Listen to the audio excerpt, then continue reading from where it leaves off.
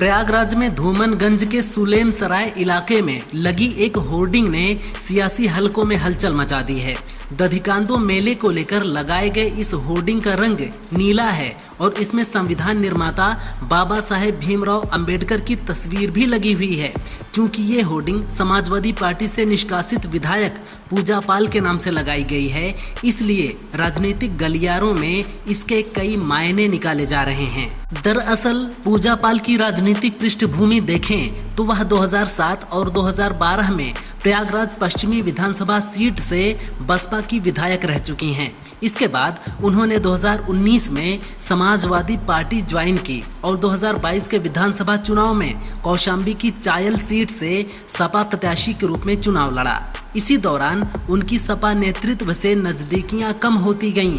राज्यसभा चुनाव में उन्होंने क्रॉस वोटिंग की, जिसके बाद पार्टी से उनके रिश्ते और बिगड़ गए। हाल ही में यूपी विधानसभा के मानसून सत्र में पूजा पाल ने मुख्यमंत्री योगी आदित्यनाथ की जमकर तारीफ की थी। उन्होंने कहा था कि उनके पति की हत्या के बाद उन्हें न्याय योगी सरकार में ही मिला। इस बयान के बाद सपा अध्यक्ष अखिलेश यादव ने अनुशासनहीनता का हवाला देते हुए उन्हें पार्टी से बाहर का रास्ता दिखा दिया। इसके बाद से ही कयास लगाए जा रहे हैं कि पूजा पाल बीजेपी में शामिल हो सकती हैं। वह कई बार मुख्यमंत्री योगी आदित्यनाथ और डिप्टी सीएम केशव प्रसाद मौर्य से मुलाकात कर चुकी हैं।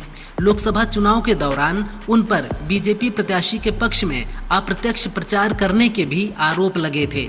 अब नीले रंग की होर्डिंग सामने आने के बाद चर्चाएं और तेज हो गई हैं। राजनीतिक हलकों में माना जा रहा है कि ये बसपा की ओर उनके झुकाव का संकेत हो सकता है। हालांकि पूजा पाल की ओर से इस बारे में कोई आधिकारिक बयान नहीं दिया गया है। यानी एक तरफ सपा से निष्कासन के बाद उनके बीजेपी में जाने की अटकलें लगाई जा रही हैं, तो दूसरी तरफ नीले रंग की होर्डिंग ने बसपा कनेक्शन की चर्चाओं को हवा दे दी है। कुल मिलाकर पूजा पाल का अगला राजनीतिक कदम क्या होगा, ये अब सबकी निगाहों का विषय बन गया है।